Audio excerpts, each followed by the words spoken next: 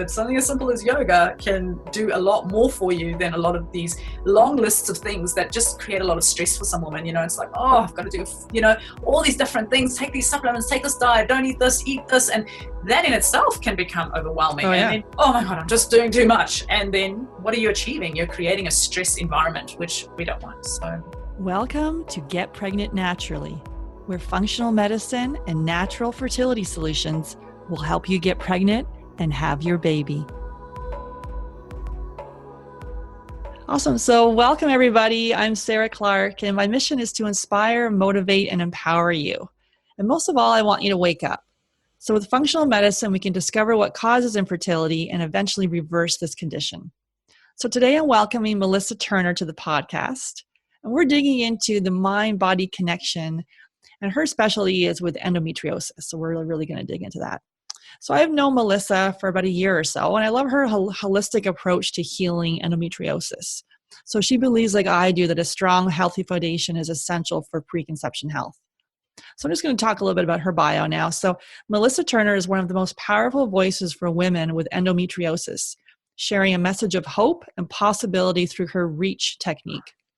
Through her international recognition and collaborations, she's transformed the lives of thousands of women around the world. And discover a deeper level understanding about endometriosis and how to treat it naturally. And her website is Endo Empowered, so ENDOEMPOWERED.com. So welcome to the podcast, Melissa. No, thank you so much for having me. Awesome. Yeah. So, what I find most practitioners, they have their own story as to how they came to this work. So maybe if you could just, dig into how you came to do this work.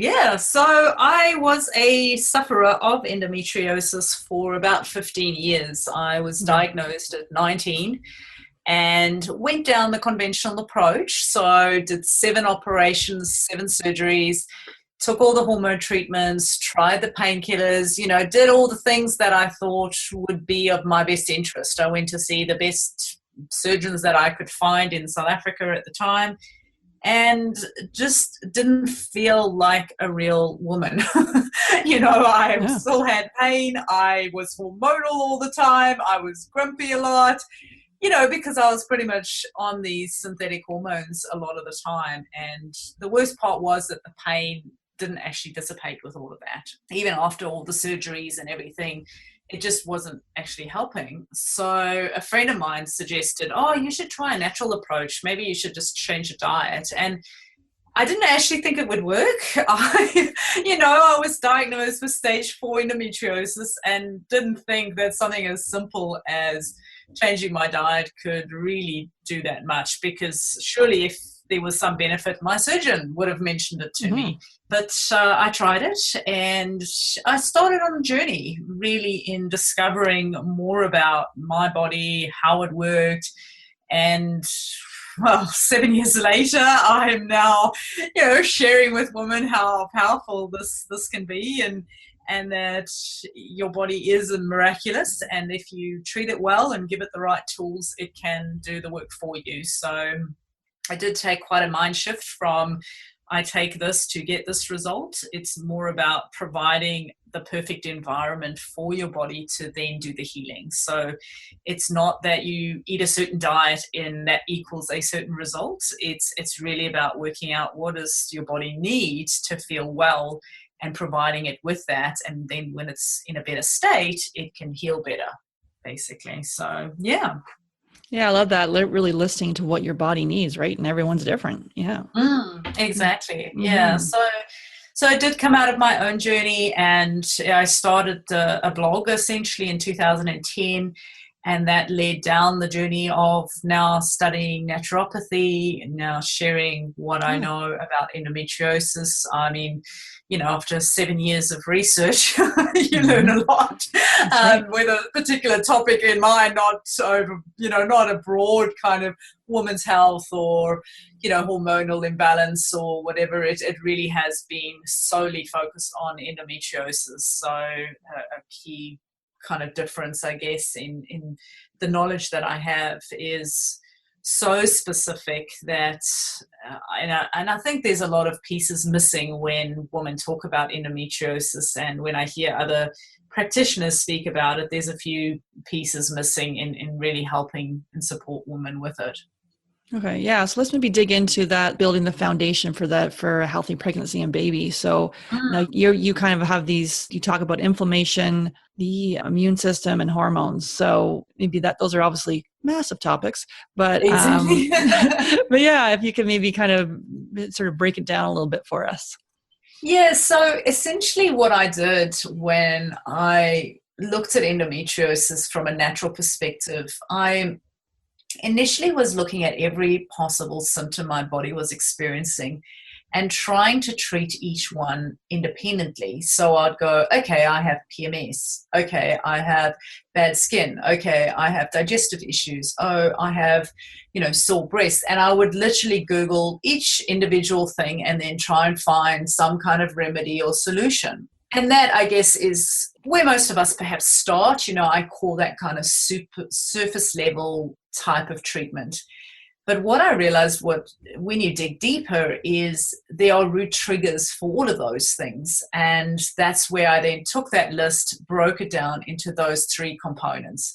So there's essentially some kind of inflammation going on in the body. And yes, that inflammation relates mostly towards the endometriosis, but inevitably, if there's inflammation in other areas of the body. So obviously that can overlay into digestive inflammation, that can overlay into, skin inflammation, sensitivities, that kind of thing. And also looking at hormone imbalance. So hormone imbalance is, quite common. A lot of practitioners will look at endometriosis as purely a hormonal condition.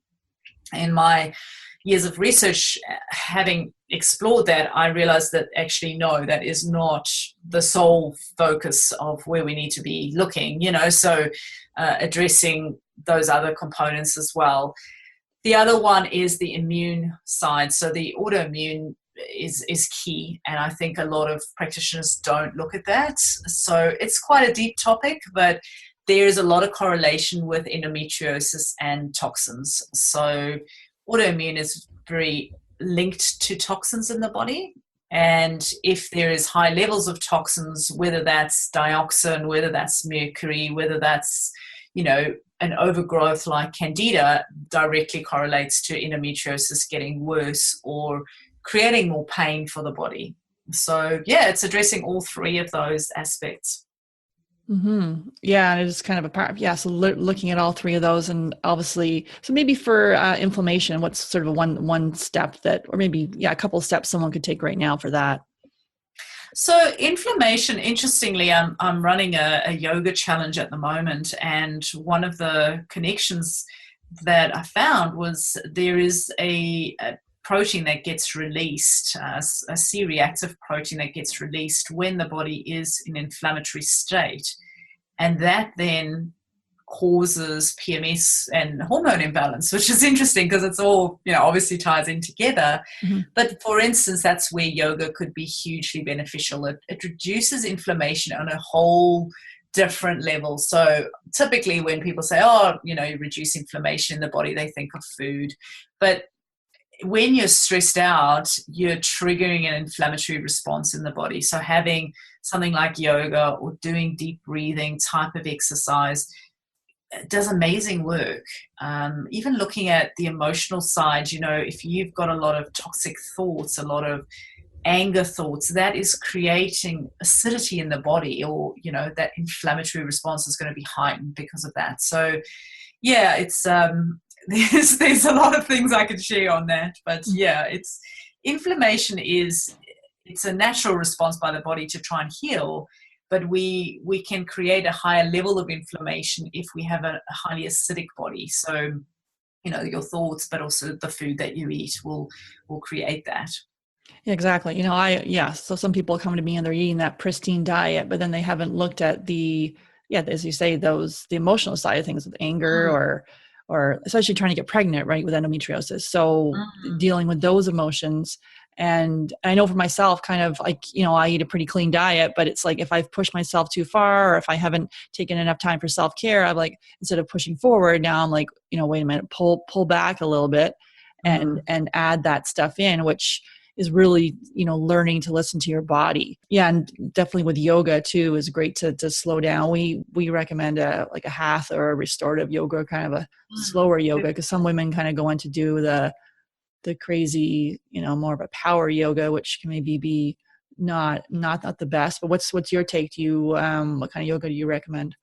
Yeah, I agree. I very much believe in honoring the woman's cycle. Mm-hmm. So working with the cycle and recognizing that you'll feel differently at different times of the month, and to work with that. So, if you are into doing things like kickboxing or want to do those sort of high intensity type of exercises, just honor where you are and do those at that certain time of the month, but then also honor that, look, there is a time for space and for, slowing down and using different forms of exercise during those times, So they describe it like, I like to describe it like a seasonal thing. So, you've got your spring, you've got your summer, your autumn and your winter, and your winter is really your menstrual period.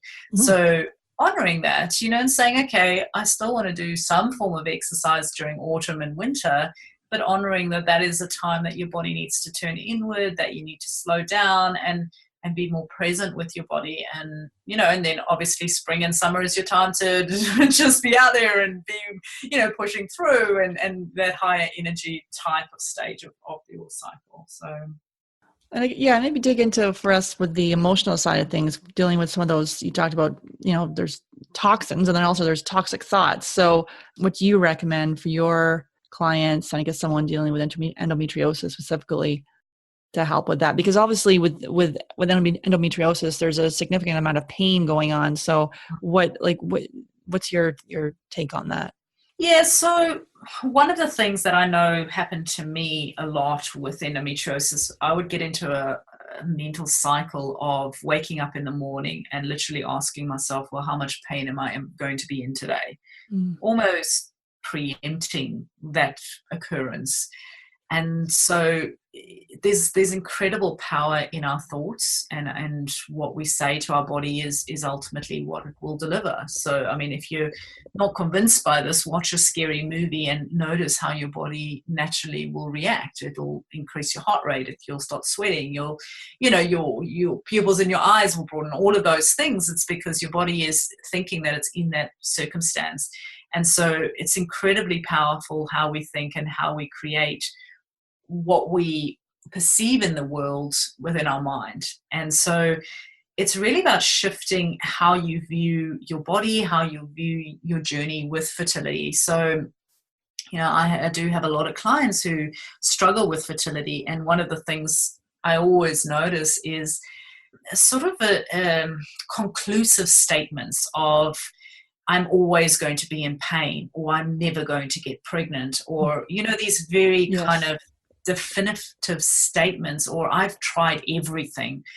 Well, it's not possible that one has tried everything, or that you have, there are certainly lots of things you may have tried, but there's always a broader, sense of what could be done. And I think opening oneself up to that mindset of, look, it's an adventure, there's new things out there all the time. I think just having that mindset of not feeling like, oh, I'm stuck and there's nothing I can do, because I think that is a really depressing place to be of, I've tried everything, nothing's working, I'm never going to get pregnant, why is everyone else getting pregnant, what's wrong with me? It's a very restrictive, stuck kind of place. So opening yourself up to shifting some of that mindset. And one of the exercises I really like is I actually went to a workshop on the weekend and was introduced to this idea that instead of just repeating certain mindsets that you have and trying to talk yourself around that, is actually to recreate the neural pathways in your brain to replace it with something else. So rather than saying, I have tried everything, every time you catch yourself saying that, to shift it to, there's plenty more to explore, or I'm never going to get pregnant. Well, shifting that to the possibilities of pregnancies are still there, and it needs to be something that you believe. Like, you can't completely, switch it to a point where you're like, don't personally believe it. So find something in the medium. So maybe it's, I'm taking concrete steps each day moving towards getting pregnant, so maybe that's something that you can believe in. But it's what you can do with doing it through a journal is jotting down some of the common things that you think about yourself and the beliefs that you have. And then once you see it on paper and you write it all out, it's almost like, a big brain dump of all your thoughts. You can actually slowly work through a process of shifting some of those thought patterns. And this doesn't happen overnight, so it's not like you write it down and then go, oh, well, I'm not going to think like that anymore, But it's becoming more aware of some of the repeated thoughts that you have, and then going, okay, well, that's obviously not serving me. Let me replace that with something more beneficial, something more, positive, that's ultimately going to affirm the things that I want to happen rather than reiterating the things that I don't want to happen. Yeah, really approaching it with that beginner's mind and being open-minded to what's out there. Yeah. And then, the journaling piece is important. I think the Artist's Way, Julia, I can't remember, I think her name is Julia. I can't remember her last name. Anyways, she has a thing where you wake up in the morning, you do the same, that data dump where it's 20 minutes of just like streaming, like a stream of consciousness where you're just writing and getting out what is in you, because sometimes don't even know these things are there, and then you can take the paper or not, and keep it, or you can get rid of it. And really it's just to bring awareness to some of those thoughts that we have, because we sometimes we don't know that we're actually thinking them.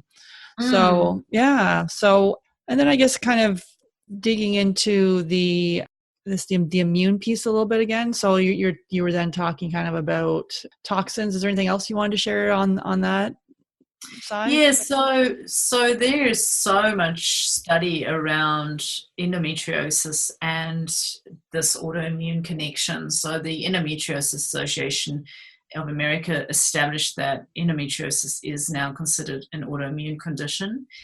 And when you think of an autoimmune condition, I try and explain it really simply. It's simply the body overreacting towards something that's entered the body. And the most easiest explanation is somebody who suffers with hay fever. So, you get a pollen up your nose and your body completely overreacts. It, makes your eyes water, you get the snuffles. I mean, it's just a huge overreaction towards something that's actually not even dangerous to your body. And that's what tends to happen. And so with endometriosis, I have yet to find a study to prove this, but my belief is that most women have got dispersed cells in the abdominal cavity. So it's not, I don't think it's that uncommon. But what turns it into a condition like endometriosis is that autoimmune response where the body overreacts and then tries to heal that. And so that's when, more blood is sent to the area, more adhesions are formed, all sorts of essentially developments occur because of that, instead of the body just going, okay, these cells aren't meant to be here, let's just clean it up, and nothing, occurs after that. There's no kind of reaction after that. So the question then becomes, well, why does the body react that way? And there are studies on the connection with monkeys developing endometriosis after being exposed to dioxin, which is a very common ingredient found in most fungicides and pesticides. So it's used in Roundup, which, it's the most common. You have it, at the hardware store. Yep. And people spray that on everything from cotton to vegetables to, it's on everything. And because of that, there is this heightened exposure to this particular, ingredient they use. And so I think there is a huge connection with that. And then obviously if you combine that with somebody who's got a high stress level, they're not eating the best, they're, all these other elements that come into play, you're creating an environment where the body can't defend itself against that. So ultimately, we need to look at our liver health, but the liver is impacted by so many things, including obviously the emotional component.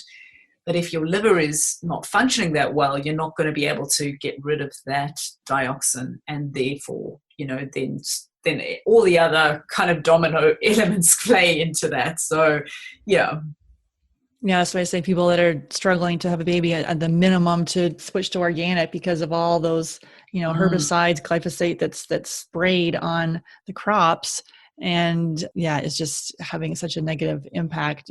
Lots of studies, connecting that to infertility. So Definitely. to make that switch. And if it's too much to go completely organic, then you can do the dirty dozen, which just making sure that you eliminate those. You can go on the environmental working group, and there's a list of the dirty dozen. But I would recommend switching 100% organic. Yeah, for sure. Yeah, Mm-hmm. and also, I mean, if it is a cost prohibitive thing, is really looking at growing something yourself. It could be something as simple as courgettes or kale. I mean, those are super easy to grow.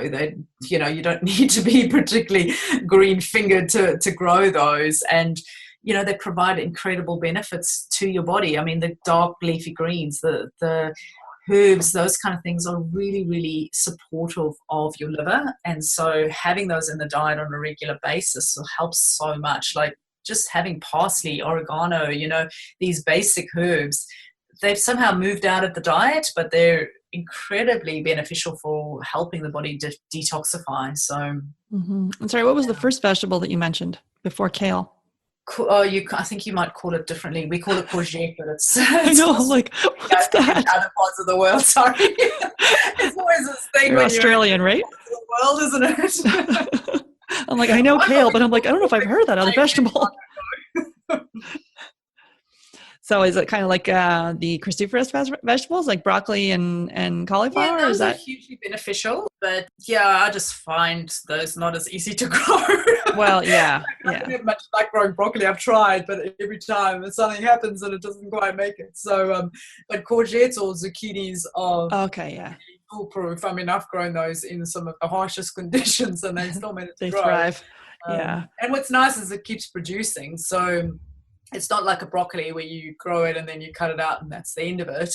Whereas, kale as well, you can grow and then cut a piece off and use it and then it'll grow back. I prefer things so I don't have to do as much work. Right. So, yeah. So the courgette or zucchini is great because it just keeps producing and it does it in a way that's accommodating towards not having a huge amount in one go. So you can have, one courgette this week and then another one will appear the following week. There you go. Yeah, I have I just actually in the last maybe couple months was able to get an organic food box delivered to me. So I get my organic fruits and vegetables, and it was like literally they were on a kale kick for a while there. So it was like all this kale coming in. I'm like, okay, I got to start cooking, doing my kale chips and sauteed kale. So, but yeah, no, it's awesome. Exploring all sorts of things you can do with kale. Yeah, exactly. Kale salad, massaging it. So yeah. Yeah. Yeah. So, and then I guess with the hormone piece for endometriosis, can you kind of explore that a little bit for us? Yeah. So, I mean, all of these components tie into each other. So if your liver is not functioning that well, that will cause the hormone imbalances. And so a lot of women, once again, they focus on, okay, well, I have too much estrogen, so I'm going to take progesterone cream, for instance. But my question always becomes, well, why are your hormones out of balance in the first place, rather than using, once again, a surface level solution? So sure, they can help you in the interim, and also taking herbal remedies can help you. But my question always becomes, well, why is there a hormone imbalance? And that ties back to, okay, well, is there too many toxins? Your liver's having to do too much work, so the hormones become imbalanced that way? Or is it because you're massively stressed out and that's going to affect your hormone imbalance, so it all ties back to that.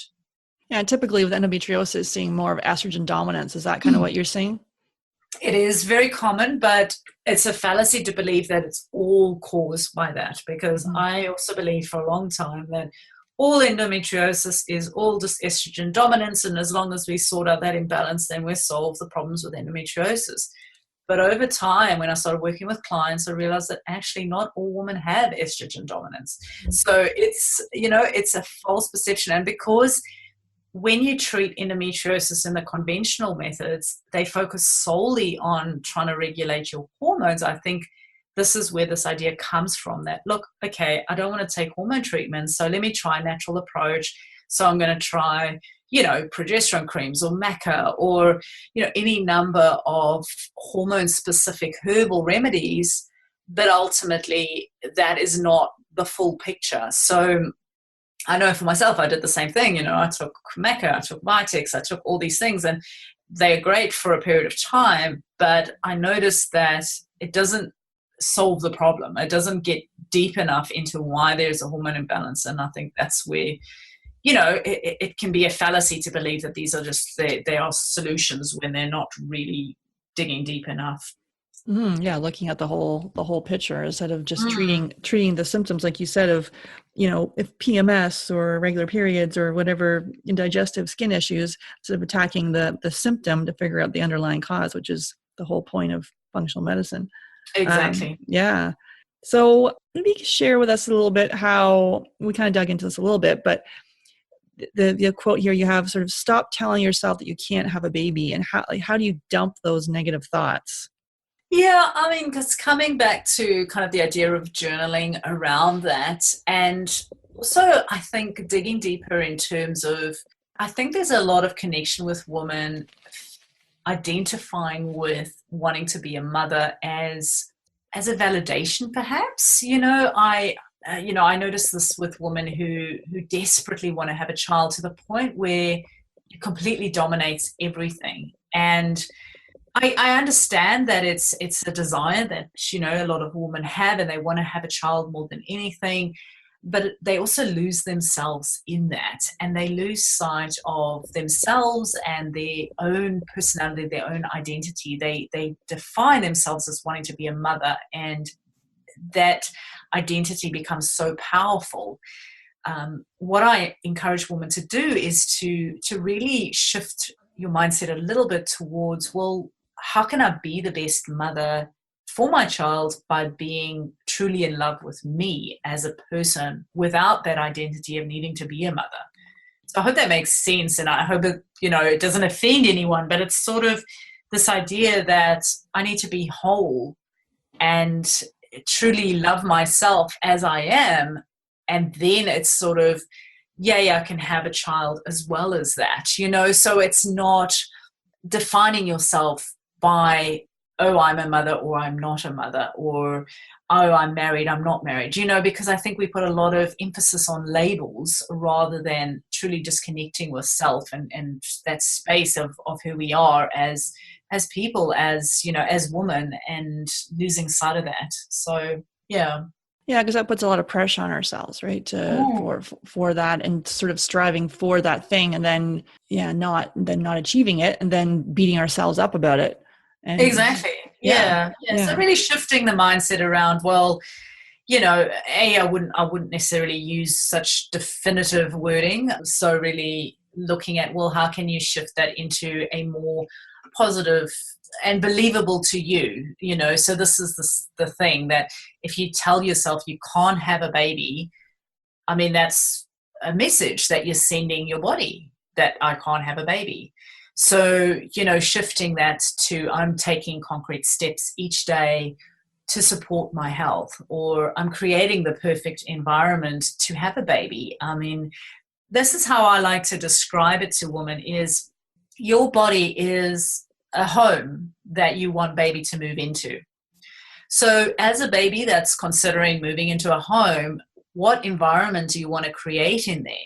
You certainly don't want to create an environment of huge anxiety and stress and worry, because that's generally a place that a lot of women are at. It's sort of this over concern, over worry, what's wrong with me?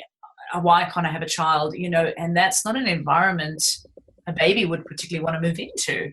So create an environment which is calm, which is peaceful, which is open, which is loving, which is saying, hey, come on in, this is a beautiful place to be. And obviously this pans into the other areas of health. So looking at, your diet, looking at what toxins may be in your body, looking at how you move your body. It's creating that perfect environment for your health, And then baby goes, oh, okay, this is great. I want to move in there. That's a great place to be. Think of it as simple as that. Like if you were looking at buying a house, there would be criteria that you look for. And one of the criteria, I would hope, being, your listeners, is that they would pick a place that's peaceful and calm and a lovely place to live. And so, simplifying it like that, I think, can help.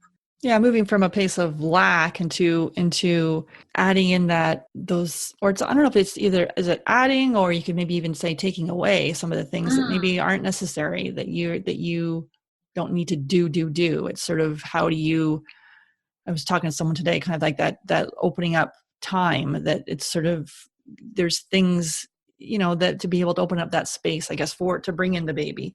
But and really, I think coming back to a place of love and nurture, just for yourself.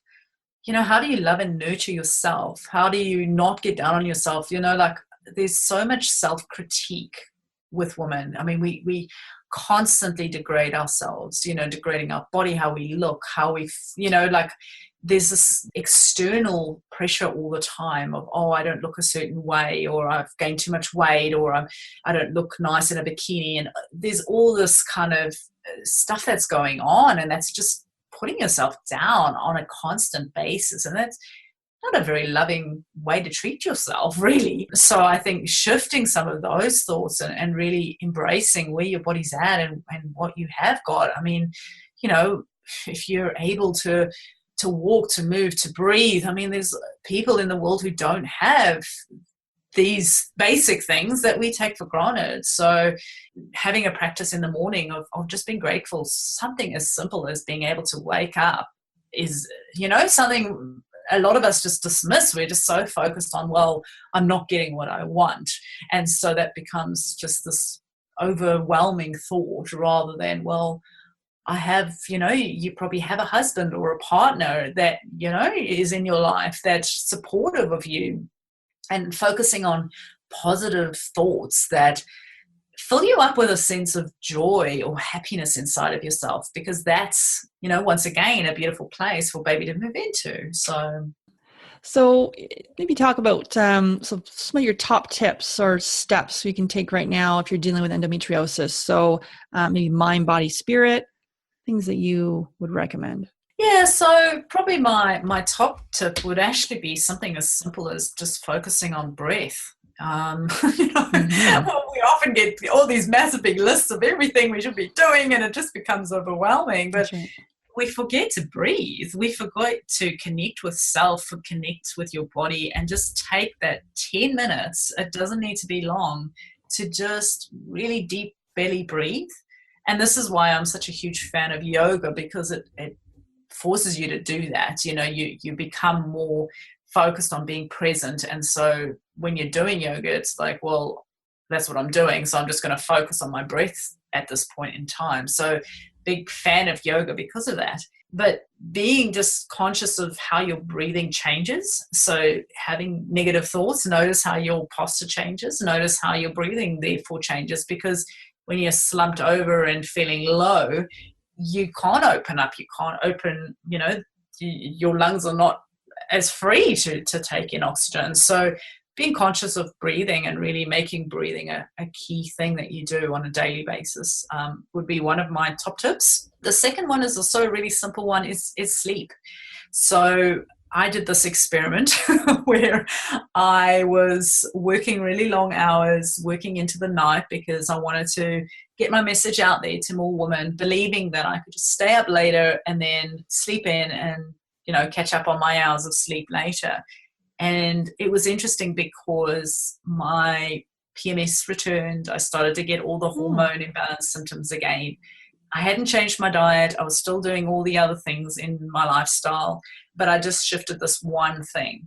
And so when I did some research on it, I realized there was lots of correlations here. So the body needs sleep, obviously, but there is a natural circadian rhythm that encourages us to go to bed and be sleeping by 10 p.m. And if you play with this, you'll notice that if you stay up later, what happens is the cortisol spikes up again, and you start having those overactive thoughts again, and you start kind of feeling awake again and then struggle to sleep. So I encourage ladies to just go to bed at 10 and be, ready to sleep by 10, and just test it out. Try it out for a month and notice if it shifts those hormone imbalances, the feeling of anxiety. A lot of those things all come back to your body actually feeling slightly deprived of something. And oftentimes that can be sleep, low energy, just then craving the wrong foods, it's all kind of comes back to all of these big loops, so yeah. And then in terms of the third step, I'd probably say, look at what you're eating and make choices that support your body. So around the endometriosis circles, they'll often use the word endo diet. And initially I used this word too, but it creates that feeling of restriction in your mind. There's a bunch of foods I can't have that are not great for me, so I have to avoid a lot of food. Now, once again, we're into that mindset of can't have and can't do, and don't believe that's a positive way to look at how we approach the body. So the word we use is replenish, and it's really about how can I replenish whatever my body may be lacking. So typically women with endometriosis are low in vitamin B, they're low in zinc, they're low in selenium. And looking at, well, what foods can I eat that truly support my body and provide for my body on that level? So rather than just going, okay, well, I'm going to cut out gluten, I'm going to cut out dairy, I'm going to cut out sugar, which is, yes, obviously these foods don't truly support your body, but then look at, well, what am I replacing that with? So I often see women go, okay, well, I'm not doing gluten, so I'm just going to have gluten-free toast instead. But that's not necessarily replenishing anything. That's not necessarily providing anything. It's not, if you think of your body as like, okay, I'm giving it fuel, what's the best fuel source? Well, I mean, it's not a terrible choice, but you could do better. It's like, what choices can you make that are really providing, really replenishing your body? And that's where the organic thing comes back into play as well, because it's not just about avoiding the toxins. Organic food needs to be grown in really solid, nutrient-dense soil for it to not get eaten by bugs. That's how that plant protects itself, because it's stronger. Its immune system is stronger from all those bugs that potentially might eat it. So you have to use good soil. And guess what? Whatever's in that soil is going to land up in that food. And whatever is in that food is what's going to land up in your body. And so that's another key reason why we want to eat organic. It's not just about avoiding the toxins. And so a lot of people don't realize that it's, you're not getting a full range of nutrients when you buy just stock standard produce. So yeah, so really replenishing your body and looking at foods that truly do that. So some of the foods that do this on an amazing level, which a lot of us don't eat, but I encourage women to eat, is things like wild foods. So wild foods are things that grow in the wild. That's how we describe it. So things that we used to eat way back in the day when, there wasn't supermarkets and things, people would have things in their garden and they would eat those. So a simple one would be dandelion. Dandelion leaves you can eat in a salad. Really hugely beneficial for the liver and highly nutrient dense.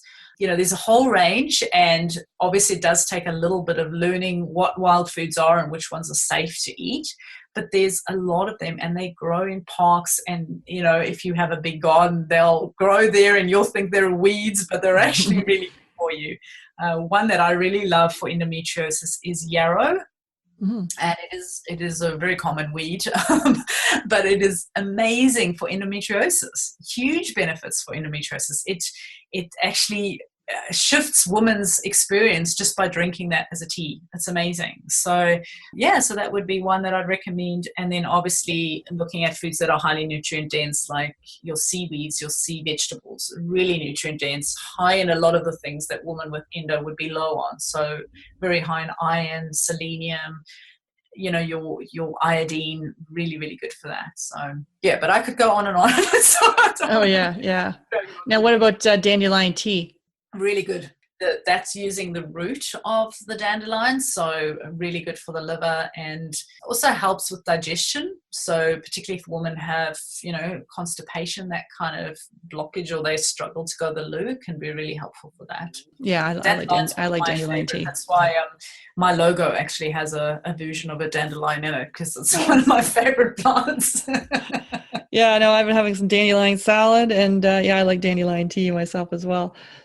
Oh, just back to sleep for a minute. So yeah, like you said, the 10 o'clock thing about, like, if you stay up after 10 o'clock, it's almost like you get that second wind where you're like, oh wait, I can now stay up a lot longer. But if you were to notice how you're feeling before 10, you're like, wait a minute, I'm kind of sleepy. So really that sleep hygiene, which can be hard. And I kind of have clients kind of back up their whole entire day to see that they can hit that 10 o'clock, because sometimes it's like, oh, well then I'm not leaving work till later, and then I get home and I haven't made dinner, and so it's like this whole thing to be able to, so it's sort of doing it in stages. It is. And oftentimes it's funny, because women will come to me, because we just ran a wellness wagon challenge over the last 2 weeks, and that was one of my recommendations. And the women come to me and they say, but Mel, that's like the hardest one. I'm happy to eat healthy. I can do all these other things, but going to bed by 10 is just too hard. And it's like, well, these are basics. And if you're not doing the basics, it's like you're not getting the foundational stuff that ultimately influences everything else, So that's why I didn't want to give these massive big tips, because often we disregard something as simple as sleep. When I researched it, I actually found the liver does its work in the wee hours of the morning. And so if you're neglecting that, your liver is just not getting to do its job. It's like that's its time when it does its work. So, and that's why oftentimes women, if they're not sleeping properly, they'll wake up feeling really groggy and really tired, because your liver's still trying to process stuff. It's still trying to work through all that stuff, and you just haven't given it enough time to do that. And the way you do that is to make sure that you get that deep sleep. And if you're going to bed later than 10, chances are you're not getting a deep enough sleep. So you're not giving the liver the chance to truly work through everything it needs to do. Yeah, and getting that 7 to 9 hours, whatever's right for you. Yeah, so with your replenished diet, then it's really looking at, so for endometriosis, you said they're low in vitamin B, selenium, and zinc. So kind of adding in those foods to the diet, and really, obviously with organic, it's like making sure that, the soil is, because our soil has been depleted. So and then anything else that you can recommend in there, or? I guess the other key thing is don't kind of look at the body as compartments, because once again, something I did for a long time is I would look at, hormones, that's just my ovaries, and my liver's not great, so I'll just look at that. But everything works off everything else. It's not, every department works on everybody else's department, like in a company, So if your liver is struggling, or your digestive system is struggling, they will impact each other. So if you're not successfully going to the loo, after a meal, chances are that you're not flushing out those excess hormones. And, if you're struggling with estrogen dominance, this is an indication that your body's not getting rid of those excess hormones. So looking at, yes, liver health, obviously, but then also looking at, well, how can I ensure that my digestion is optimal? So I'm getting rid of those excess hormones, because otherwise it just gets reabsorbed. So you may be doing all this work on your liver. Women come to me and they say, oh, but I'm taking liver supplements, and I'm taking, things to help my body. But if your digestive system isn't getting rid of it, well, you're just going to reabsorb it. So it's this, sort of looking at the whole body. And that's where the 3 tips that I've given you will look at the whole body, and don't dismiss them because they are simple, but they are incredibly powerful. That's right. Exactly. It's phenomenal what something as simple as yoga can do. It's just shifts that you would think one needs to completely overhaul the diet, or, completely overhaul your life. But something as simple as yoga can do a lot more for you than a lot of these long lists of things that just create a lot of stress for some women. It's like, oh, I've got to do, all these different things, take these supplements, take this diet, don't eat this, eat this. And that in itself can become overwhelming. Oh, yeah. And then oh my God, I'm just doing too much. And then what are you achieving? You're creating a stress environment, which we don't want. So Yeah, we offer a mindfulness fertility series for kind of women to come in that way too, to be able to, really focus on self-care and kind of that mindset shift. And then fertility yoga too, like the slowing down and adding that into your day, and those are two good places to start because sometimes because we look at using, testing and then develop a personalized diet and protocol that way. And sometimes that's just, it can be too much for people. So it's like to come in with on the emotional side first. Yeah, and it varies depending on, where a woman is at. I mean, some women come to me and they're highly driven, they want to shift everything in their diet, and they do it in a month. Yep. And they don't have any stress on it. They just decided that that's what they're going to do. And other times, I've had women work with me for 6 months and we're still looking at just the emotional component because that's the area that they need help with, So it really depends on where you are at and really acknowledging, well, how do you feel on a daily basis? What are the thoughts that are running through your head? And that's where the journaling really helps because it gets it out and then you can look at it and go, okay, why do I think these things and how can I shift these thoughts? Because we get into a pattern and a habit around our thinking and we just repeat the same thoughts over and over. And so if you can shift some of those thoughts to something more in line with what you want for yourself, then you'll start making the changes outside of that. So for instance, if you're thinking to yourself, I'm never going to be well, or I'm always going to have endometriosis pain, well, you're not going to try that hard because you have those thoughts, whereas if you go, I'm taking concrete steps each day to reduce my pain levels, well, you're going to be much more open to trying something each day.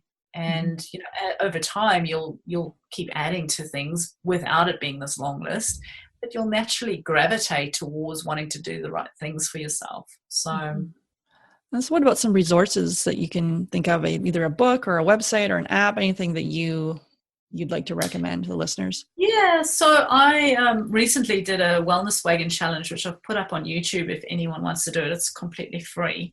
And in that, we found this really cool app called Coach Me. It's coach.me. And it's a simple app, and basically you can set yourself something that you wish to do. So we just did yoga, which was really easy, and we said, okay, I just want to do yoga, and you can tell it you want to do it 7 days or you want to do it 6 days or whatever's realistic for you. And you say, okay, I want a reminder set at whatever time. So I set it, 7 a.m. in the morning, and it'll remind you, but then you tick it off. And there's a psychology that happens with that. Over time, if you, sort of pass the 2-week mark, you'll naturally not want to have something not ticked off because you'll see it on the calendar. Like you can see all the days that you've done the thing that you set out for yourself.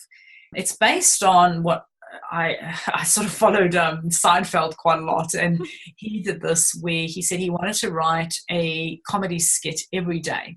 And so he got himself a huge wall calendar and then crossed it off every day and then had the wall calendar up, somewhere really prominent. And so over time, you just don't want to stop the chain, because it's like, wow, it's so impressive. I've done, 2 weeks or I've done a month or whatever it is.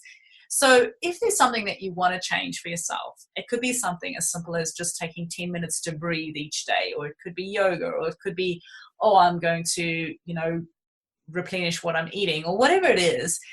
Pick one thing and, don't make a huge list. Just pick one thing and then you can add it into this Coach Me app. And it's so easy. And it's just a nice feeling to see what you've done for yourself. So that's one I really love. Nice. Yeah, I love that. Really kind of see the progression of all the it's just like small steps over time amount to huge change. Exactly. And that's the thing I think that a lot of people miss when we approach the body naturally. It's not a quick fix. Nope. It really isn't. And we can promise you the world, but at the end of the day, it's around really looking at imbalances in your body, and that can take time to heal. So every step you take each day ultimately leads you down a journey, and at the end of that, you your body will be better. But it's not something that you take a supplement and bang, you're fixed. I wish it was. Pill, because, yes. we'd certainly have an easier time, doing what we do. But it's going deeper, and that does require unlayering of things and taking things step by step. So, what about a success story you can share with us? One that sort of comes to mind. Yeah, so one of my members from my program, so I have an online program, and she was on the fence as to whether she should join. She already had a child, but she'd been trying for 5 years to get pregnant, and all the doctors said to her, well, no, you have severe endometriosis, one of your ovaries the tube is completely blocked. There's just no chance. We just don't see it happening. She was also, getting a little bit older, and she was really feeling quite anxious about it and wasn't getting a lot of hope from the doctors. Anyway, I said to her, look, worst case scenario, you join my program, it doesn't work, and I'll refund you, because I believe in the work that I do. And so I offer women a complete refund if they don't have some kind of shifts in their life. Mm-hmm. And she joined, and she fell pregnant within 6 months. So she hadn't even done the whole thing. It's a 12-month program, and she has left an amazing review for us, and I'll be happy to share it because it's so heartfelt. And so she was just blown away that she could actually achieve what she wanted, which was, to have a second child. So, and she really shares, just don't give up, and there is always hope. And I think the things that she really connected with is not to make it just about baby, but rather to make it all about herself and to nurture herself. And I think that's, the shift that she needed for herself. So yeah, it was amazing. Yeah, it's a wonderful story and a wonderful message too. Yeah. And so you have a free gift here, which is the Reach Technique Kickstarter program. Listeners can join at Reach, so REACH Technique, TECHNIQUE.com. And so what exactly is the Reach Technique? That's the your diet protocol? No, so what I found was when women sort of explore the natural approach with endometriosis, they tend to focus just on diet and supplements. And sure, they can help, but I realized that they needed a broader, more holistic approach. And so the REACH technique is an acronym, and it stands for Replenish, Exercise, Affirm, Cleanse, and Help and Support. So it's, replenishing is really about diet. Then exercise, what forms of exercise truly support you when you have endometriosis. Then affirm, which is around the mindset stuff. Cleanse, getting rid of all the toxins that may be inhibiting your body. And then help, creating an environment where you feel supported, you have others who are taking the journey with you. And so that technique gives you all of those, giving your body the perfect environment for healing. Excellent. I love it. Yeah, and you can visit Melissa's website at endoempowered.com. And yeah, I just really wanted to thank you for coming on the show today and sharing your words of wisdom with us. I really appreciate it. Thank you so much for having me. I mean, it's, there's so much that I could share. I feel like I've perhaps overwhelmed some of your listeners, but hopefully they've gotten some good insights out of this. And if they want more, we're running a lot more challenges. So giving more depth of insight around hormone balance, around tools that you can use, and they're all free challenges on YouTube. So if they want to join those, they can find those either through my YouTube channel. I am going to be posting them on the website shortly as well. So yeah. Excellent. That's awesome. Great. Well, thank you very much, and everyone have a fabulous day. Thank you for listening to Get Pregnant Naturally. Seriously, it means the world to me that you're here. Make sure you hit the subscribe button so you can be notified of upcoming episodes. I'm excited to offer you a special gift. If you are a U.S. resident, text FERTILE, FERTILE, to 345345. You'll be prompted to enter your email address, and you will receive our 3-day free fertility diet challenge. The challenge includes delicious chef-prepared recipes that are specifically designed to enhance your fertility. Download the recipes and try them this weekend. For U.S. residents, text FERTILE, FERTILE, to 345345. For non-US residents, go to www.fertilitydietfreebie.com to access your special gift. That is Fertility Diet Freebie, FERTILITY, diet, DIET, freebie, FREEBIE.com to access the 3-day free fertility diet challenge. And I love this quote by Dr. Mark Hyman. He's the medical director of the Cleveland Clinic Center for Functional Medicine and the chairman of the Institute for Functional Medicine. What you find at the end of your fork is more powerful than anything you'll find at the bottom of a pill bottle. Thanks again for listening. Until next time.